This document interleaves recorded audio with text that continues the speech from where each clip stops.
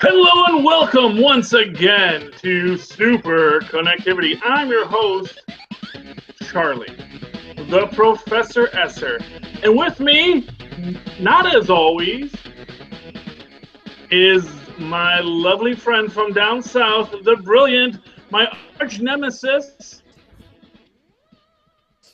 Lube Hellfire! Hey guys, what's going on? I heard you were at episode 152. 52 being a DC number. I just had to stop by. Of course, so glad you did. And of course, with me, as always, is the man who makes it all possible, Rob Southgate. No, Phil Perich. Phil me in Perich. And Lilith the Lunatic. And Charlie the Professor. And I'm ready for my lecture. Okay. So anyway, yeah, my computer died in the middle of Capes and Lunatics. And so I was about to give my thoughts on the passing of one Hugh Hefner, an icon of the publishing industry. I never met the man. My mom did once. Felt he was a bit of an ass, which I think is probably a good description of the man.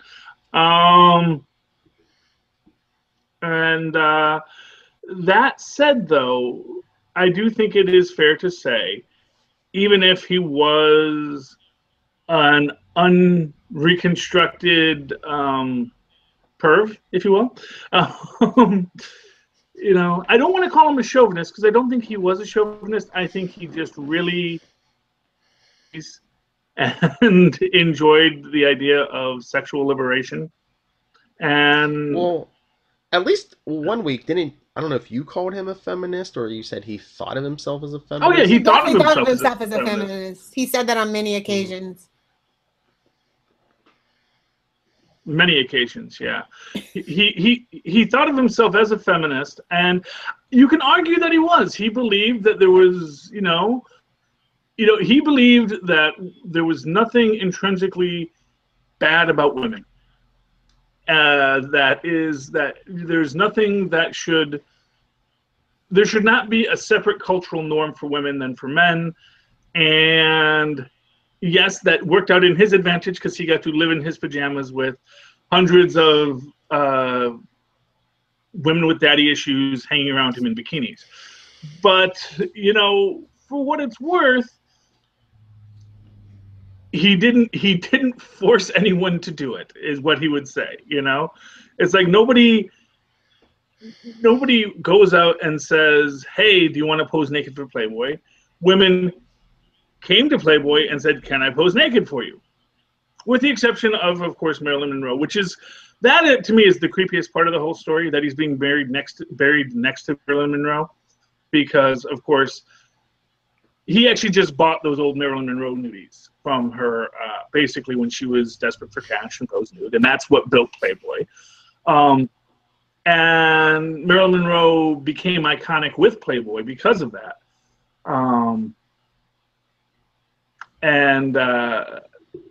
You know, there is certainly a question that you would have in our modern age of celebrity skin as to, was that creepy? Now, granted, Marilyn Monroe did the nudie, and it was for a calendar, you know. So, you know, it was actually public nudes that she had done back in the day, back when she was Mary Jean Dougherty, you know. And Hugh Hefner bought them because after she became famous, there was this effort to lock them away, and Hugh Hefner said, no, they're pictures to sell. So he sold them, and so there is actually a really huge amount of controversy in that actual founding of Playboy because of that. That said, as a defender of free speech, the man that, you know, there ain't right to freedom of expression in this country. And let the chips fall where they may when you do express yourself. They should not be telling you what you can and cannot say. Now, we as an American society can react however we want to whatever you want to say. But you know, the right of a person to say that has to be sacrosanct, even when we disagree. And I do think that there will be an effort afoot by those of a more negative stance to claim Hugh Hefner as one of theirs, just because people on the left, a small number of people on the left, really hated the man because he did sell nudie mags. But I think far more people on the right hated him. And I think it's important that even though, yes, he was an ass and certainly had sketchy business practices, on That's some America levels, for you, though. yeah, on some level you have to respect what the man did do for defense of the rights of people to be free, to be in a free society, to be allowed to make their own choice about what society should be and not be bound by either cultural institution or historical precedent or legal morality to say you cannot be this, you cannot do this. And then Larry Flint took the torch and ran with it. Well, rolled with it anyway. Too soon. Too soon? No, not too soon. Too soon. Now, yeah, you know what you can always say about Larry Flint is he certainly made Hugh Hefner look classy. Exactly. You know, it's like you think Hugh Hefner? You know, Hugh Hefner is the Walt Disney of porn. It's very True. much, and it is very much always meant to be a porn that is about, you know, about women owning their sexuality, and that's how he felt. It's like, look, I do a magazine about women who are out and proud about being sexual beings. And it's a lot more tasteful than Hustler. I'll give you that. Playboy is more tasteful than Hustler. Yeah, a bathroom wall is more tasteful than Hustler. But Charlie, I think you missed when your computer dropped out at the end of Capes and Lunatics there. We actually, our guest today has actually visited the Playboy Mansion. It was you have?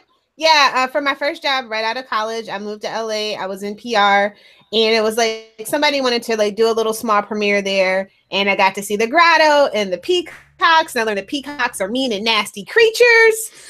Yes, they are. They chased me for a good half mile. Yes. I hope you didn't go in the grotto because you do need to. Yeah, I didn't go in there. I just wanted to look. Yeah, I'm not a fan you gotta of, get your penicillin and public pools and. Yes. No, peacocks are awful animals that are very pretty. But yeah, well, they're basically aggressive wild birds. You know, birds are very aggressive animals. Doesn't matter how pretty they are. Also, when I lived in LA, there was like I don't know. It was like it's in the Woodland Hills. I don't know who had them, but somebody actually had them as pets, and they got loose and they started breeding out in the hills, and they like a pack for like I think it was like 2006 to 2008. There was like a pack of wild peacocks up in the LA hills. Yeah. I hope they got rid of them. It was awful. Yeah. Well, you know, and you know that thing they do with the big thing that's so beautiful. That's actually aggression. Display. Yeah. Yeah. That's like get away, man. I'm big and I got a sharp beak. So, yeah. Yes. And I also thought that it was really interesting that he sold his the whole property and everything to the guy, and he said, you know, the condition was let me live here until I die. The guy had to wait about 8 years for that to happen. Yeah. So that's a pretty good investment. Well, yeah. Well, not for nothing. I mean, you know, and honestly, if you kick Hef out of the match, I mean, like I say, you know, he is an icon, and it's like Stan Lee. Yeah. It is very much like Stan Lee, because when Stan Lee dies, there's going to be all these people who are like, oh, Stan Lee is this and Stan Lee is that, and he was the Edison of comic books. He stole all his brilliant ideas, which isn't necessarily true. Same thing for Edison too. I think Tesla was a hack. But yeah, the truth of it is that he probably did some unscrupulous things and was a businessman and made some choices that did not always care for those it hurt. But also the man revolutionized America in a way that, you know, he made it so that you could have a sexual revolution. Because what he did is he made porn fun. He said, let's have an openness about sexuality. I'm talking about Hugh Hefner, not Stanley right now. Although Stanley did other things too. And Stanley, hey, he posed for Playgirl, man. He was happy to have his Hulk on display. No, that wasn't what I was thinking. I was thinking, when is porn not fun? Oh, well, no, He but the thing classed it up a bit, I think is what Charlie was what it trying to is, say. he made porn not dirty. Okay. Because you he could made just read porn it for the something- articles, you know. Those were some amazing articles. And this is what I'll always say. This is what I always say about Playboy. I respect Playboy because they do have fantastic articles. And to me, if you are a young man, and you are reading a Playboy magazine, go read the articles. And then you start to associate intellectualism, deep thought, well-written fiction with naked women. To the point Secret origin that of Charlie Esser. nothing is a bigger turnoff to me than finding out someone is dumb. When you find out that, oh, you're dumb, okay, I don't find you that attractive anymore. All right, I'll leave. No. Well, I didn't say we can't be friends, Phil. I just say I'm not that sexually. Actually, Phil, I actually think you're a very smart man, and you know. Fold, thank you. You know. Well, yeah. Well, you know, we only talk about comic books, and that's your wheelhouse. So, but you know, but to me, I credit that with Playboy. I credit that in my mind. To be beautiful, you have to be able to have an in-depth. You have to be able to talk like Jimmy Carter about world politics. You know, public intellectual was being interviewed that week. You know, you've got to be able to present your story in a way that makes me know that you've given thought to what you do and who you are. And in that way, that is, again, why I don't think of Playboy necessarily as objectification. Because it really was about, who is this girl? What are her likes and her dislikes? You know, what does she want to be? What is she studying at Caltech right now? And yes, those profiles might have been a little bit fictitious, but that doesn't matter because the story was, this is what a beautiful woman is.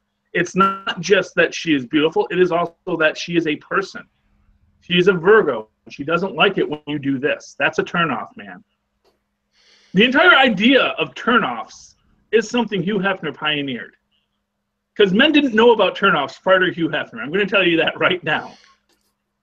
And this idea that you actually have to recognize this woman has a turnoff and a turn on that she's going to like, and there are things that you are going to do that you're going to dislike.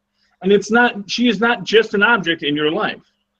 She is a person that you now have to interact with if you want to have any kind of relationship with her. You know. As someone with looks and brains, Lilith, is that correct? No. No, it's very true. It's very true. Yeah, Lilith is a real human being, as it turns out. No, I just played one on this podcast. I actually just gonna power down after we click out of here. So even if you are a highly advanced AI, Lilith, I still think that you have some meaning in this world. Okay. Yeah, so that's my thoughts on Hugh Hefner and the legacy of Playboy. I'm sorry, what? Humans. I'm itching. Okay, Humans. So I'm working on it, man. I got about 15 minutes left in that 2-hour endurance contest called Inhumans Season 1, Episode 1, and Session 2, right? Yeah. Well, I mean, no, because it's premiering as one episode, as one continuous 2-hour episode, right? Okay. Yeah. So I'm counting it as Episode 1. I mean, maybe because the next episode is 3, so I was just. Oh, they are counting it. Yeah, I think they're counting this as 1 and 2, so okay. it'll get it done 8. quicker. Charlie will get it done quicker. Okay, so yeah. Well, here's what I'm going to say. I cannot believe that this is what we're getting instead of Agent Carter Season 3. I agree. I mean, Agent Carter, it always had its problems, but and here's what I'm going to say, just from a marketing stance, you're going into Captain Marvel 1980 soon, which we know has to have Peggy Carter in it. Because they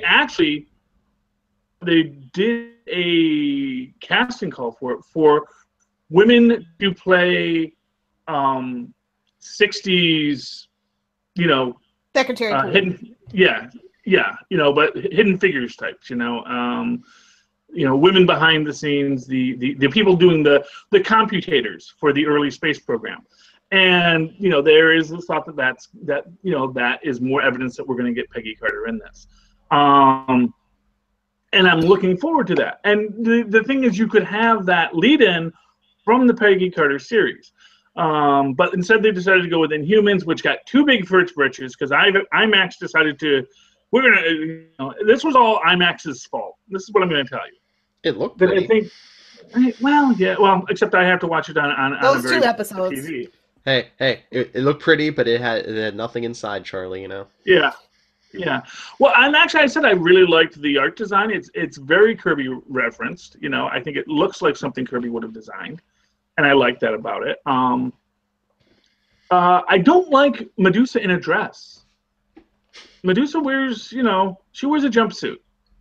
I don't know why they couldn't put her in a jumpsuit. Also, I'm going to say this: Medusa is a thick woman. She's got big, strong legs. Kirby loved a woman with big, strong legs, and I worry this woman's a little too wispy for that. But I don't want to dwell on how miscast every actor is in this series. Ooh, speaking of that, all I saw was Zatanna and Ramsay Bolton. Like I just couldn't separate it because it was just like the performance. I was like, well, if you're not gonna give me who these characters are, you're just gonna forever be Zatanna and Ramsay Bolton. Didn't get lost in the characters at all. And for what it's worth, I think Ramsay Bolton is probably not a half bad Maximus. And there's just so many things. Yeah, I mean, I liked that they making Maximus really creepy is an interesting choice for Maximus, I think, because I've never really felt that Maximus was ever about sex. I've never felt that Maximus's motivation was he didn't get the girl, and that's why he wants to take over Attilan. Yeah, but do you think they went over the top with Maximus? Because like you were talking about the racism of the other Inhumans, do you think they had to go over the top with Maximus just so they were like, okay, this is our bad guy? If you can't tell, this is our bad guy. But you know what? I think you shouldn't be able to tell. I think it would have been a much better story if that wasn't his motivation in any way. Mm-hmm. I think it would have been great if his actual motivation was, to Medusa, we used to be tight, we used to be friends.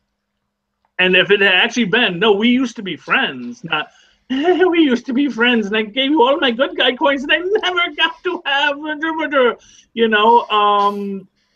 that really undermines the entire character. I think it would have improved. It would have improved the story if they would have been subtle like that. But probably some suits in a room somewhere. He should have been Ducky. Don't do subtle.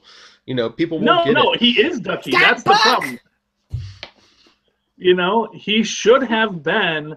He should not have been. He should have been. We are friends, or we were friends. We grew up together, and I know that your family didn't like this system. And now you're in charge of. Now you're defending this system. And had they made it, because here's the thing, Maximus could want to free Attilan just for power, just for self-aggrandizement, and that still makes him a villain. But you could actually make it much more subtle, much in the way that, quite frankly, they have been doing Maximus in the book of late, where they actually have been kind of saying, yeah, I'm a jerk, but I'm not a horrible jerk. I want to take over the world, I want to take over Attilan. But at the end of the day, I'm still an Inhuman, and we were all, I'm going to defend my people. I'm going to work with you guys. Yes, I'm a villain, but that doesn't make me a bad guy. And this villain is definitely a bad guy, and it's bad for the story. I enjoyed the color palette of it. I do like the design, the production value, and the design of it. But that's just the first 2 episodes. The other 7 or 6 aren't in IMAX, so. I'm curious to see what happens to that. So I was going to say, IMAX, it was pretty. I'll give it that.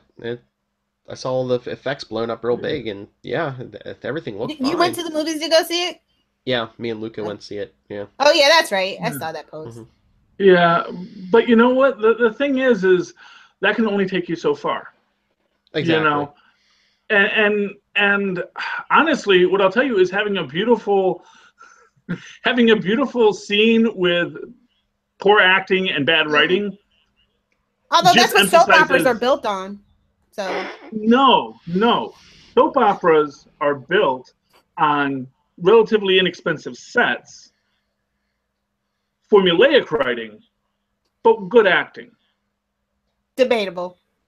Well, I don't think Susan Lucci is keeping that job for that many years if she can't actually cry on command. And then there's Passions. You know, but here's what I'll say. But you have an enjoyment about it because for whatever it is, the characters bring you into it. You know, it's formulaic writing. It's cheap writing maybe, but it doesn't mean it's either bad writing or bad acting. Because it works because people keep on watching it. People are tuning in. I don't think. Let me put it this way: if this was all they did for the Inhumans, and I still have no idea how it ends, I don't think I was going to be clamoring for the next Inhumans. You know, I don't think I'm going to be walking. I mean, Phil has to, because Phil actually paid money for this. Phil has that gambler's fallacy. I've already invested in this show. I've got to keep going on. Come on, baby. Daddy needs a good show. Come on. Yes, exactly. So, you know, I think having to pay for it, I think Phil wound up being much more forgiving of its flaws than those of us who basically felt obligated to watch it just to be a part of it. Inhumans is such an interesting premise, specifically how they set this show up, and I just hope in the next couple episodes it's better execution than what I've heard the critics say. Yeah, I mean, it's possible. You know, I certainly felt that Agents of S.H.I.E.L.D. got a bad rap its first season. I think the critics were too quick to. I think critics took a while for it to pick up, though. 16 episodes. No. Well, here's what I'm going to say. I think that critics are very quick to tear down a Marvel property, just like they're very quick to build up a DC property. Can I get the review sites that you're reading, please? Anything for Suicide Squad. Oh, that was all paid opposition. I'll give you that. You know, Suicide Squad got all kinds of positive reviews, and it's not like it's a horrible movie. I would say Suicide Squad is about Agents of S.H.I.E.L.D. level good. You know, Agents of S.H.I.E.L.D. level. You need to. Yeah. Because it gets so much better afterwards. Yeah. Charlie Esser. At Charlie Esser I would say Suicide Squad is season 1, and I liked season 1 of Agents of S.H.I.E.L.D. I loved it. And I enjoyed. I enjoyed Suicide Squad a lot. You know, once. You know, I can always look past the casual racism of it because I can overlook casual racism. That's the advantage of being a white male. But is Agents of S.H.I.E.L.D. like you know, like the Marvel Disney promo machine? Because didn't I see an article this week? They said they wanted to end it last season, and Disney was like, "No, don't end it." Yeah, well, that's exactly what happened. That's the whole point of it, I thought. Yeah, is that you know, we don't want to keep. Not.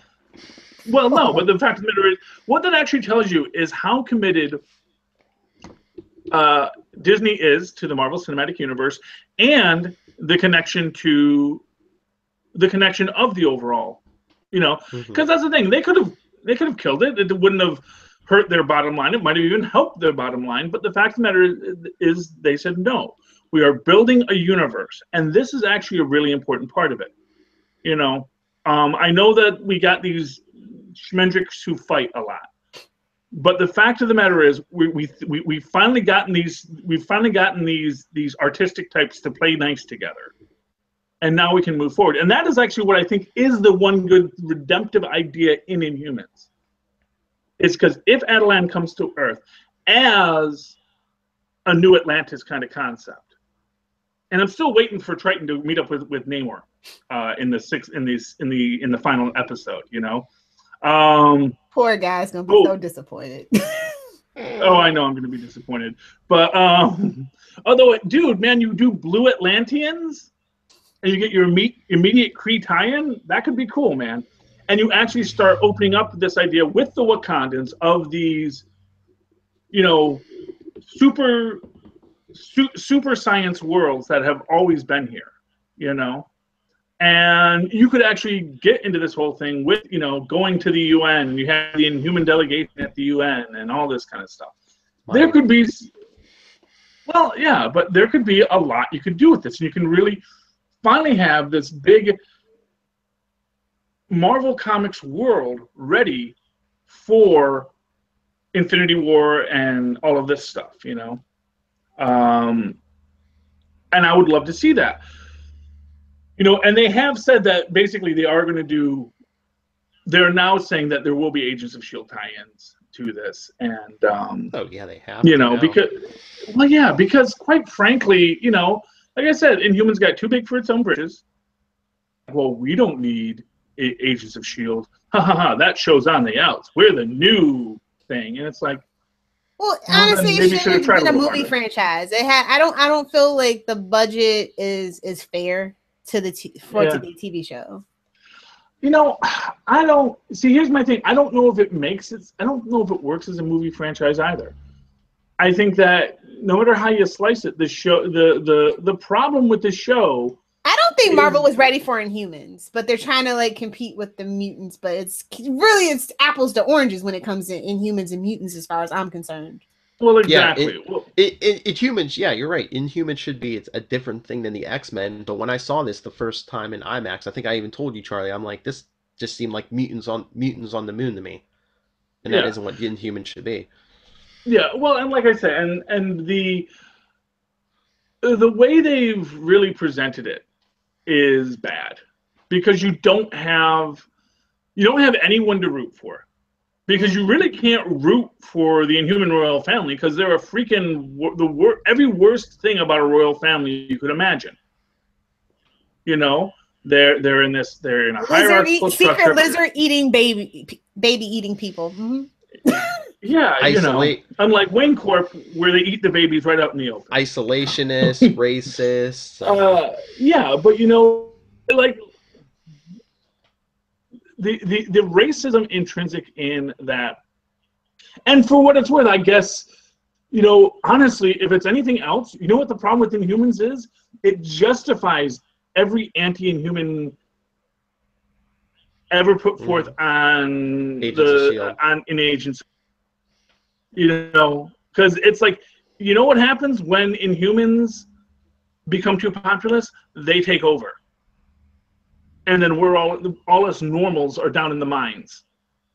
We work for them then, and it's like a bad message to send with this show. And I know these aren't stupid writers; they know this, and yet they do it. And it's like, I don't know how to describe it at that point. It's just like, what are you trying to do here? Well, that's like they had the story elements to make a good story. Like we were saying, they should have been more subtle with Maximus, where at least part of your audience was like, was he so wrong? Because he even challenges Black Bolt in the beginning. He's like, well, why are you trying to bring more Inhumans here when we have a limited space in this dome? Why don't we go to Earth? Yeah, he wanted to conquer. That's bad, but he had an idea. Let's go to Earth where there's more room. Well, you know what? If nothing else, if they went to Earth, the humans could go be humans somewhere. Mm-hmm. And then you don't have that basic problem of exactly. They're not in the mines. Yeah. Exactly, and it's just it is painful how unthought out this show seems to be. You would think with this much budget and time, they actually could have come up with a decent Charlie, script. Just say it with me. Scott Buck. Just say it. Who's Scott Buck? I don't know who that is. He's the guy responsible for all this mess. Oh. He's the showrunner. Oh, okay. He was also the showrunner for Iron Fist, and he's messed up a few other things as well. So what I will say is he has certainly made Iron Fist look so much better. No. So anytime we get a bad Marvel property like this, we could say we got bucked. Yeah, yes. We got bucked. We got bucked. Why did they give him this after Iron Fist? That's the question. What was someone who does he have compromising pictures on? That's what I want to know. It's not even pictures. He's got a picture. He's got video of somebody eating a baby. I'm telling you. It's got a picture of somebody eating something. Jeez. I think that would have been a better show than this. But wait, no, Charlie, I have to get. Sorry, I have to interrupt. I have to get your thoughts. You were worried about this. What were your thoughts on Black Bolt? He's awful.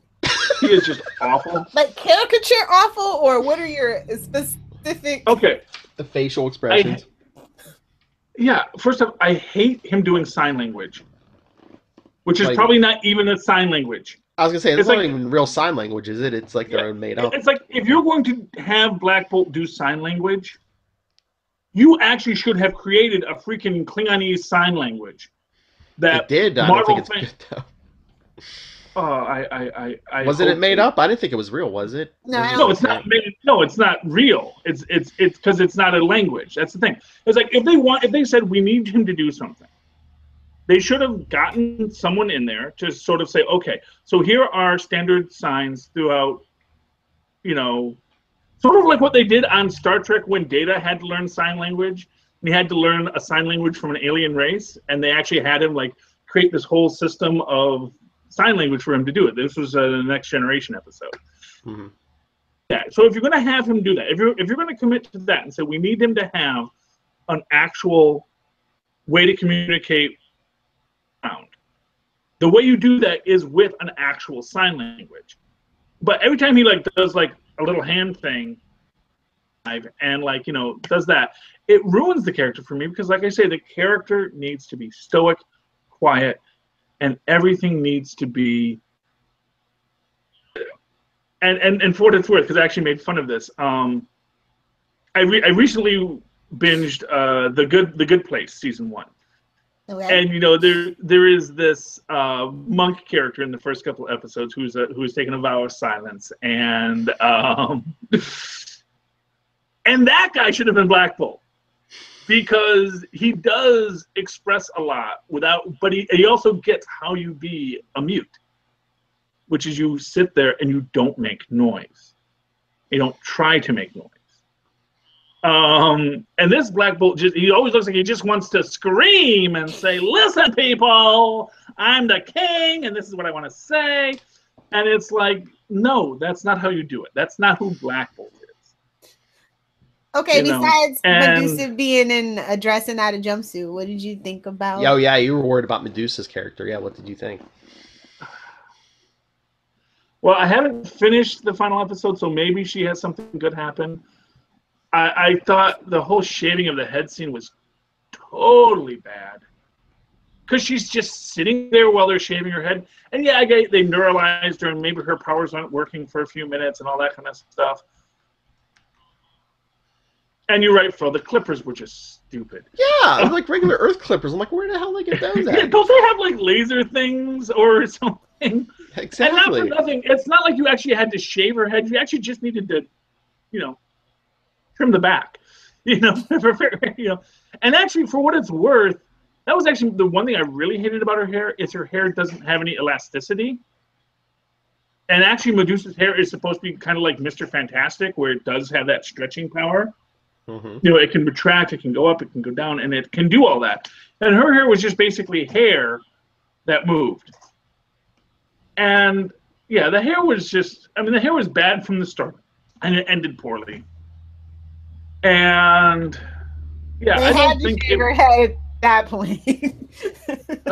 I guess, and I don't know. It was just a weird way to. I mean, if you have that much control over like your hair and stuff, wouldn't there be more pain involved in shaving the head? Yeah. Well, she is crying, so maybe it was painful. And of course they really creeped out Maximus in that scene too. It was like, this is your fault. It's like, yeah, God, it was so. And I get the difficulty with Medusa's hair. I do. I'm not saying that, you know, the hair thing was going to be easy. But then again, you also said, let's do a film about Medusa. Let's do a show about nothing. No, that's Defenders. Seinfeld. And if you think about it, it is a show about nothing, Defenders. It is a show where it's like, we're just trying to get, we're really, all the Defenders, you know, are just trying to get out of the Chinese restaurant. That's really the whole thing. It's like, metaphorically, they just want to get out of this adventure. You know, like, stuff is happening, and they just want to go back to talking about, you know, they want to go, you know, and hey, that's Luke Cage just wants to go back to Pops's barbershop, you know. But yeah, you know, this is, you know, and then the dialogue is bad. Dialogue is so bad. And again, you get a scene where, you know, a few years ago, dragons came out of the sky. The moon, you must be mad, woman. You just stressed. It's like, you know, alien invasion. Hulk in Harlem. Black dude beating up another black dude, like, on YouTube.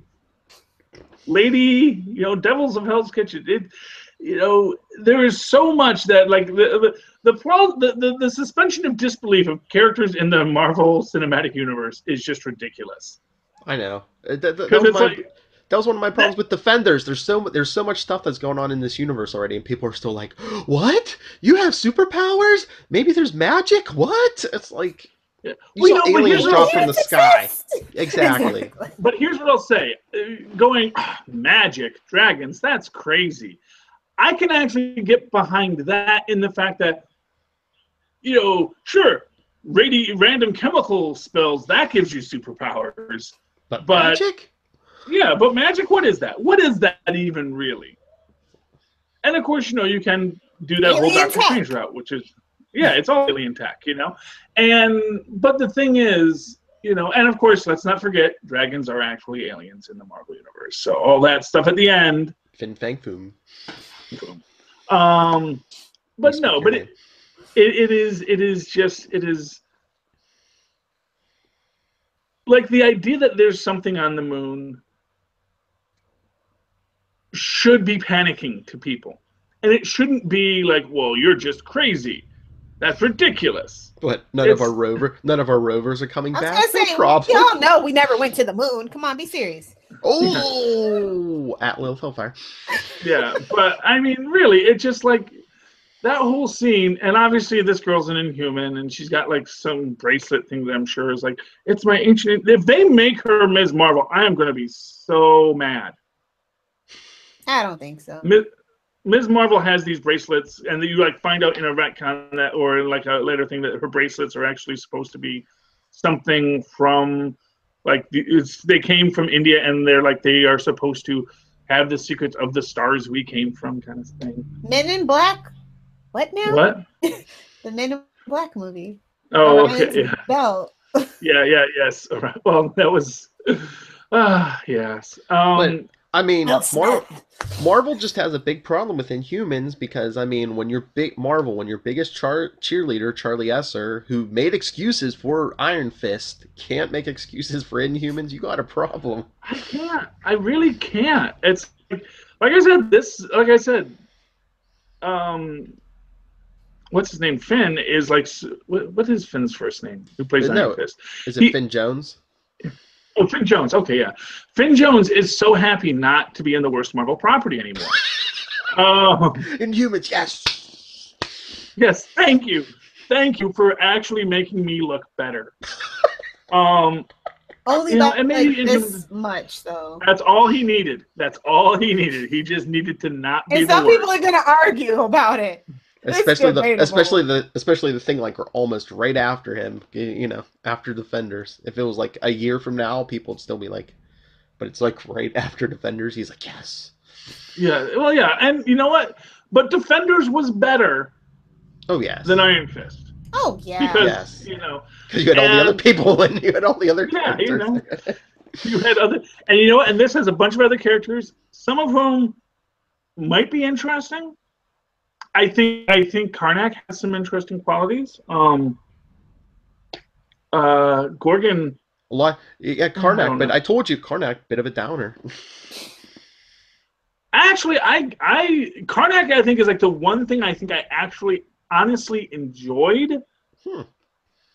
Especially in the sense that he knows something's wrong now that he's on Earth, that his powers aren't working right. And I don't wonder if that's going to tie into the idea of Inhumans can't live on Earth because of the pollution. You know, that was an issue in why Crystal had to go back to Adelant, because pollution in the human world. And also, I don't know what they're doing. Shows allowed to be preachy. I don't think that they're allowed to be preachy. I don't know. They get pretty preachy in Agents of S.H.I.E.L.D. You know, yeah. You know what? For what it's worth, it's an interesting set of questions. Oh, wait. The whole pollution thing. Didn't Reed Richards make like a potion or antidote for that? Of course he did. That's there's your Agents of S.H.I.E.L.D. tie-in. Fitz and Simmons come up with potion. Oh yeah, well that'd be great. You know, and certainly it would be so appropriate if Agents of S.H.I.E.L.D. is actually what saves the Inhumans. Literally and story-wise, yes. Yeah, that's okay. We'll fix this right up. No, it's like I said, it is. You know, and I haven't finished it yet, and it's like I will slog through it, and I may, and come next season, come next episode, you know, and like I said, I got to, you know what I got to do is I got to try and watch it on my computer because my TV is dying again.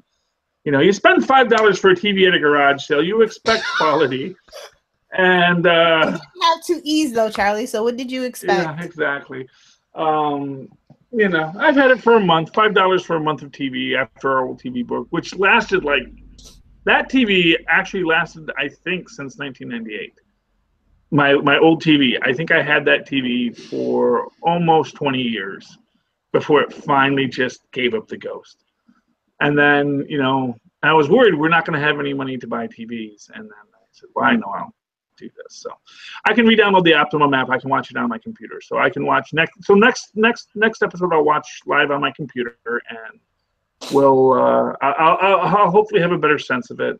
You know, as it is, it's just like I said, right now, because I can see on the TV show, I can see what's going on, but it is just a little.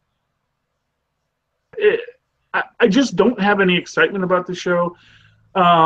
The surfer dudes were a little weird with Gorgon. Yeah, it's like, you should get out of here. It's like, why, man? Who's afraid of a little fight? It's like, yeah. And I hope they don't all die in the last couple scenes of this. You're talking to a dude with hooves for feet. Nothing good's coming. Yeah, exactly. I mean, a donkey kick is the best case scenario at this point. But you know, it is just. And again, that's a weird thing where like all the surfer dudes are like, oh yeah, you must be one of those Inhumans I read about, you know. But the scientist is like, what? There's no way that a goof could be on the moon. You know, where our rover is mysteriously encountering an object it cannot see, even though stealth technology actually exists in our world. You know, as long as it's not raining. I was gonna run from these aliens from the moon, but then I got high. Yeah. Well, you know, it is just yeah. But you know, when the surfer dudes are like, hey, this is our beach, why should we leave? And they're the most rational characters in the Marvel Cinematic Universe. You have a problem with your Marvel Cinematic Universe. Man, don't knock it. Point break. Where did they get these guys from? The original Incredible Hulk TV show? Huh? I don't get that. I don't know. It's either, you know, people are like, I don't care, or have we tried killing them yet? Oh yeah. Oh, you mean reactions you get? Yeah. Okay. Oh well, no. I thought. Oh yeah. I don't know. You know. I broke Charlie. The I'm trying to. Well, you're trying to go back. Power down. You're trying to tie the original Incredible Hulk TV show to this abomination. Your computer and you need plugged in.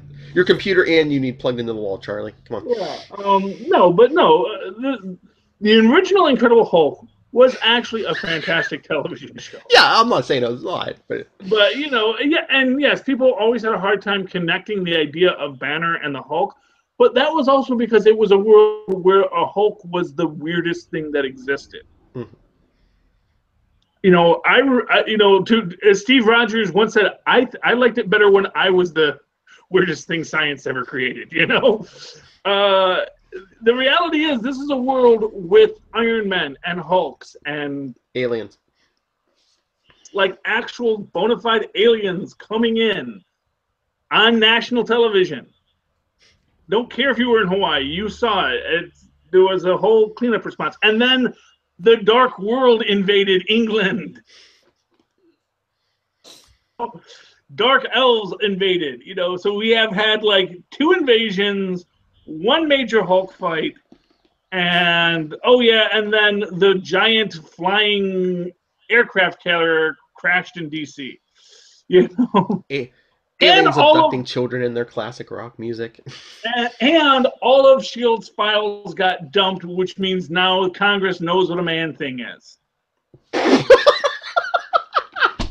or wants to know what a Man-Thing is, at least.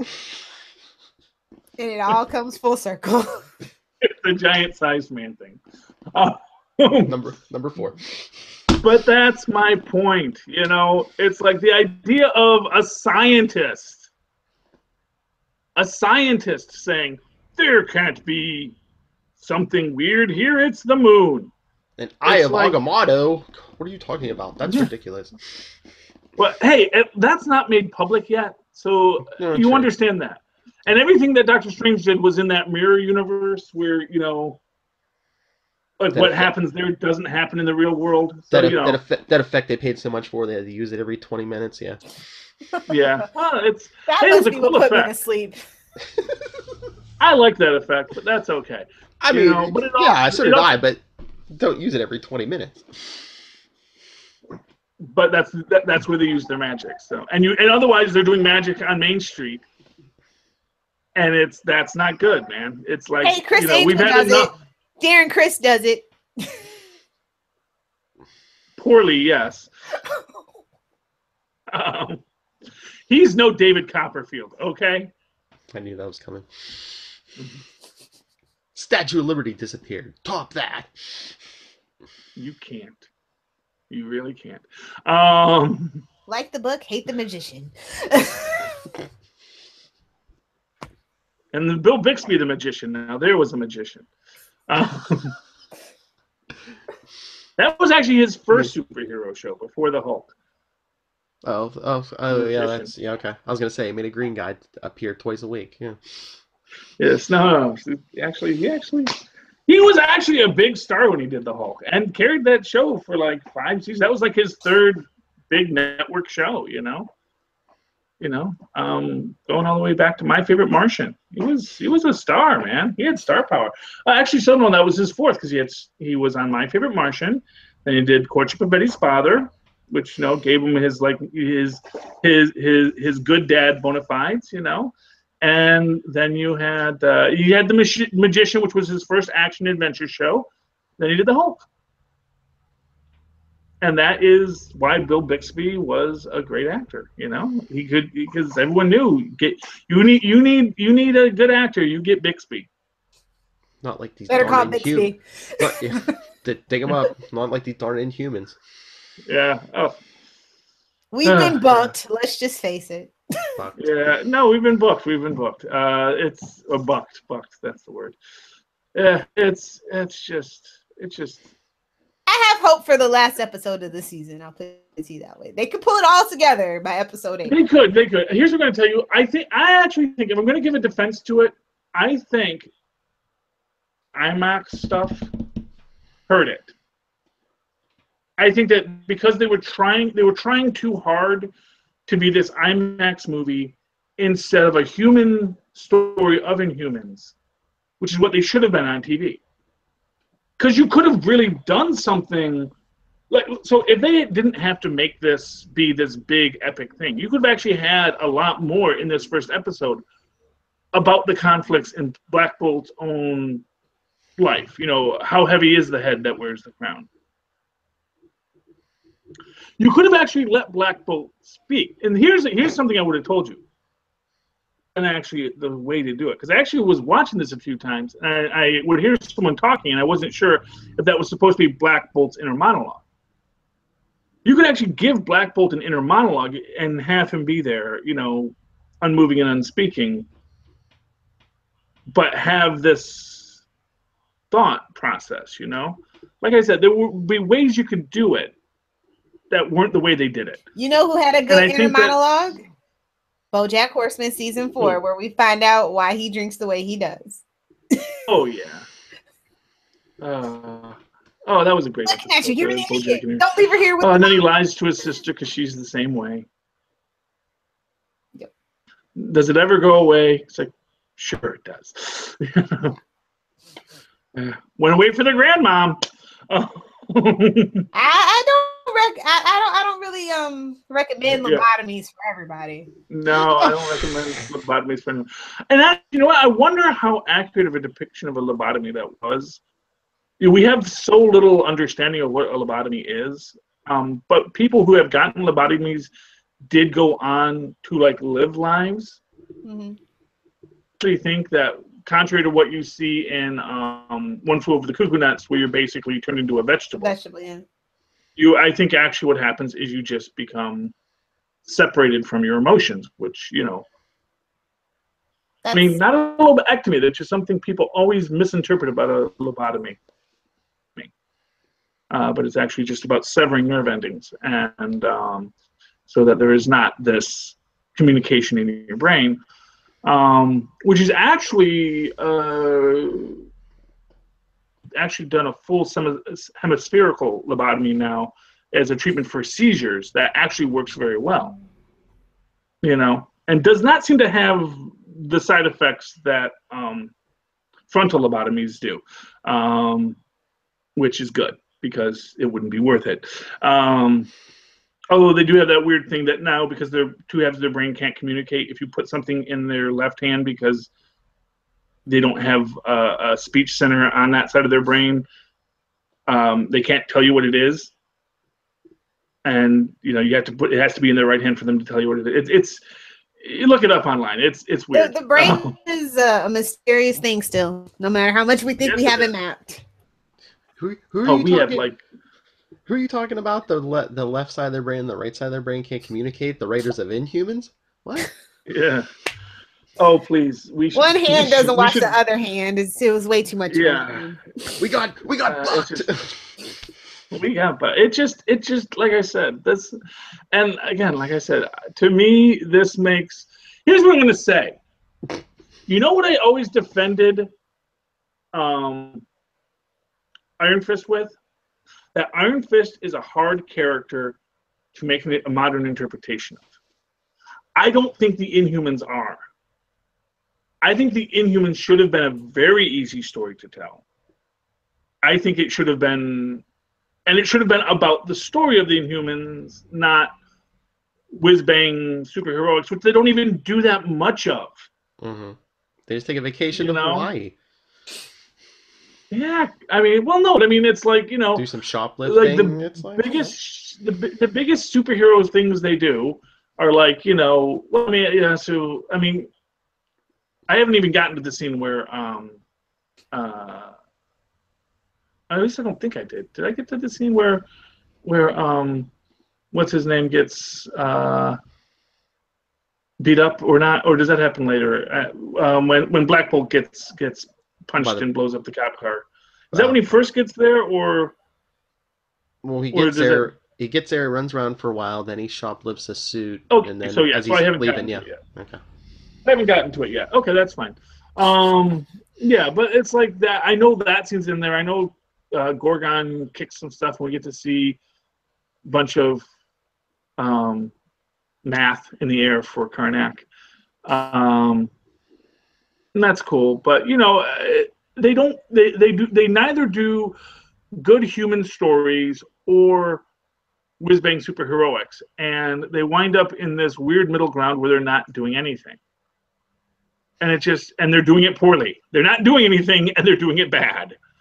And that is my opinion on the Inhumans. And maybe once I finish it, I'll have an epiphany.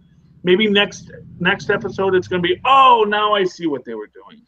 And like I said, I think they could redeem it. I think they could pull it off. But right now, this is way below Iron Fist for me.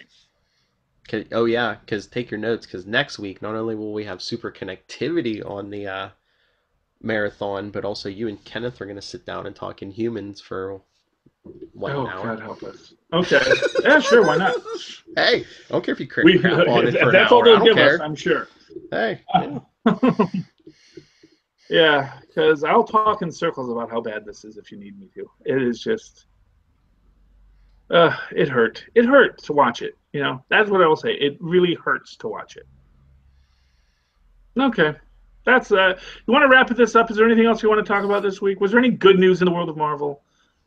Well, like I said, to me, the good news in the world of Marvel is that Disney made ABC keep Agents of S.H.I.E.L.D.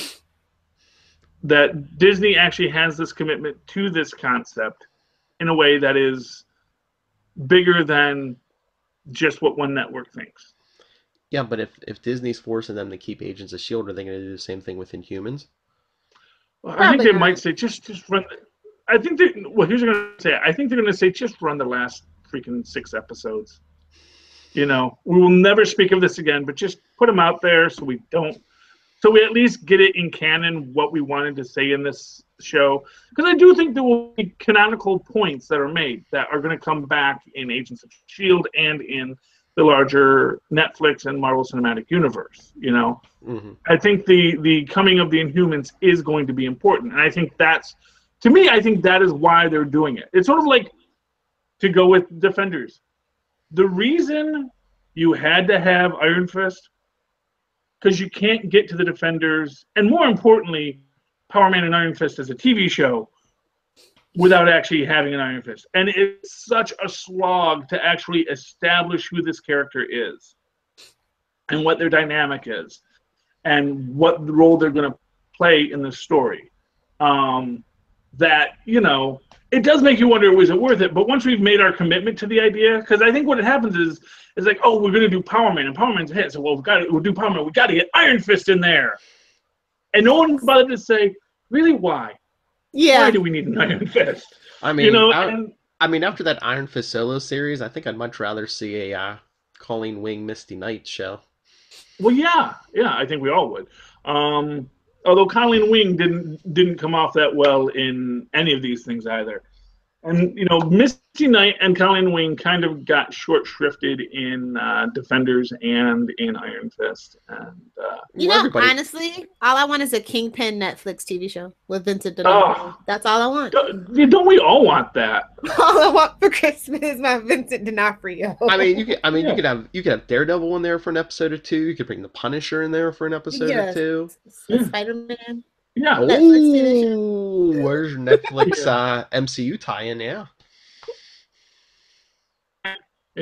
I am just so worried about the Punisher. I'm not. It looks good, actually, and I've heard good things about it. Why won't they release the release date? They keep playing with it. It's like, it's coming soon. It's coming soon. They're probably trying to fiddle around to make it something with their logarithm, because like they release certain things certain times so that it looks good for the budget or something like that. What I can grasp from Netflix for their quarterly reviews or something like that. My biggest worry with the Punisher is always just the fact that the Punisher is always bad at his job. No fun of it though. Well, he's not bad. I mean, he can kill off all those lower tier guys, but you can't kill off Vincent D'Onofrio because then we don't have Vincent D'Onofrio anymore. Cannon fodder. It's fun. It's why I like when Arrow killed people. I had no problem with it. Oh, just what we want to hear from the woman who's picking up her bow again. I don't mind. My problem with Arrow killing people was never that he killed people. It was that he was killing the henchmen. Yeah. Well, no, but not like he wasn't killing like members of Hydra. He was killing guys that just got hired for a security detail by some other millionaire. Sort of like he had hired Diggle. Well, he was in fairness, we learned week. in season 5 he did kill some of the big names in the book. So, and that came back to haunt him. But yeah, they showed he killed some big names too. Yeah. Yeah, well, it's fine then, but I'm just saying, it's like in that I just remember it's like he's shooting some. It's just after they introduced Diggle. And it's just and he's going after, again, like some tycoon guy, not some mafia kingpin, not any of these Russian mobsters that he hung out with his whole episode, like with the Huntress and stuff. Okay, it's okay. He never made it that far. We do get into that. Yeah, but I'm just saying he's just killing rent-a-cops like Diggle. And it's like, these are not people you need to murder. The actual bad guy that he's going after in that scene, and it blew my mind. And to that point, that's why Person of Interest is the best live action adaptation of Batman, because he sent them to prisons. He killed them. He sent them to prisons in Mexico. Yeah. So that's even worse than American prison, supposedly. Yeah. Okay. Yeah, but I'm sure Inhumans is going to be important at the end of the day. It's going to be important for its canon, not for what it does. It'll be a cautionary tale. Do not do this. Do not hire this Scott Buck guy. I was going to say, Scott Buck, you're fired. He's not he's not in charge of the second season of Iron Fist. New t-shirts on Capes and Lunatics t-shirt store. Oh my god. Is he, because I know they approved a second season of Iron Fist for reasons. We're getting it. Nobody asked for it, but we're getting it. Are they letting this guy do it again? Because this will be the guy's second one that he's screwed up. Well, they already signed the contract, from what I understand. So, well, might be worth it to pay to get out of it. Okay.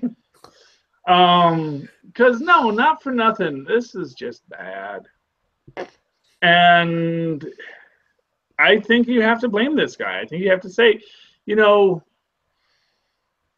not good at your job, sir, and you need to find another line of work. Like I said, this is a big problem. I mean, I don't think Charlie was waiting for an Iron Fist show, but in Humans, that's what Charlie's been waiting for. And if you don't have Charlie Esser on board, who are you going to have? Yeah, and they're going to say, oh, he was too big of a nerd. That was his problem. He put too much thought into the Inhumans. So he has. How about you hire Charlie? How about that? Yeah, how about you hire somebody who puts thought into it? Come on as a consultant. Come on. Yeah, heck, man, Get your business cards ready, Charlie. I got you. Okay, yeah. I'd love to be headhunted, man. Is there like a LinkedIn for nerd jobs? I don't know. I'm pretty sure there is. Yeah, it's like I know more. Don't do LinkedIn, dude. Don't do it. You will get email every 5 minutes. Every 5 minutes for the first 4 months of nothing, like just randomness. Yeah. Anyway, but I put a lot of thought into this, and I think about who these characters should be, what actually works story-wise, and yeah, I am disappointed not that you didn't use my ideas, but that you didn't surprise me with the ideas you used. It was just too dang pedestrian, and that's the thing. It's like Marvel always thinks of better ideas than I come up with, which is why they've been good. Now they're coming up with worse ideas than me, and that's a problem for them. And you know what? That's not good. That's not good. All right, should we wrap this up? Yeah, let's wrap it up. I've beat up Marvel enough today. I love it. I'm gonna go read some DC superheroes girls, and hopefully that will make me either love them or hate DC more. I think that's like at least the third or fourth time he's mentioned it this morning. It's got a great cover, and it was free. Oh, actually, it's about Harley Quinn Day. So this was their Harley Quinn Day. That's what it was tied into. Okay, I get it now. Now I know why it was free. So yeah. You hit Charlie Esser's sweet spot. Have decent story, and it's free. Ooh, it's free. It's for me. Hey, that's why I watched Inhumans. It was free. Now talk about people that paid for it. Oh, like we talked about for the Harley Quinn and Batman movie. Oh, you paid for that.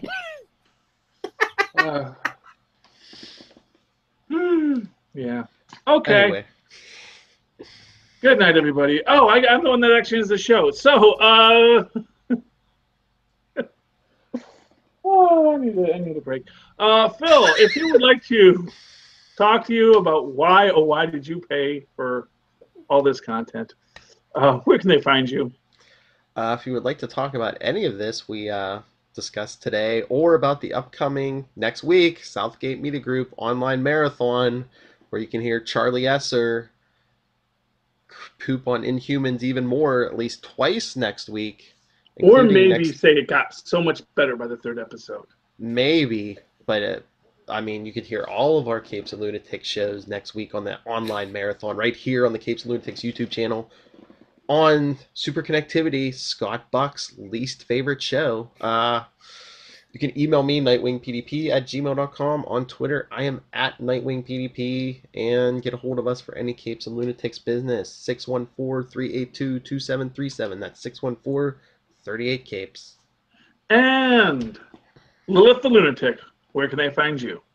Well, you can find me live tweeting when the Arrowverse goes live in just a week and a half, it looks like, about at Lilith Hellfire or at Adventures in FG. You can find me at Adventures in FG on Pinterest, Instagram, Facebook, and Twitter. Also, please be sure to check out my website, adventuresinfangirling.com. Really excited for the online marathon. We're doing the Newcastle Crew meets the Wade's World crossover. And they have more in common than you think. So just wait for it. Ooh. Ooh. Okay, and of course, if you'd like to write to me in that old-fashioned email way, the way our Maz and Paz once did, you can do so at superconnectivityblog@gmail.com. That's superconnectivityblog. And hey, there is a blog post up now about Rick and Morty. So it actually makes sense when, again, that it is superconnectivityblog@gmail.com. And of course, you can always follow me on the Twitters as I live tweet. Because I gotta. Inhumans. But I'll also live tweet the Orville, which is a joy.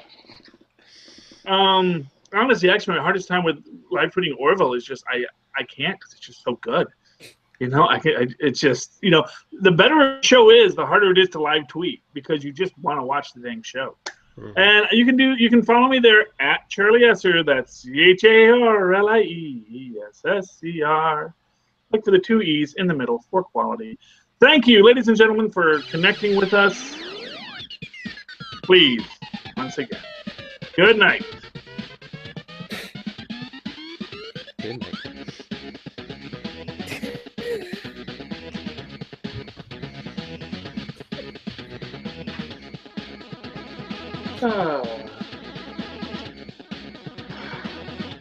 Getting bucked. Oh. Name of the episode. There you go. Oh, You've been bucked. Just wait. At least we got to talk about Hugh Hefner, so it wasn't all bad. Hey, Charlie gets to do it twice next week, so he's really gonna fuck us.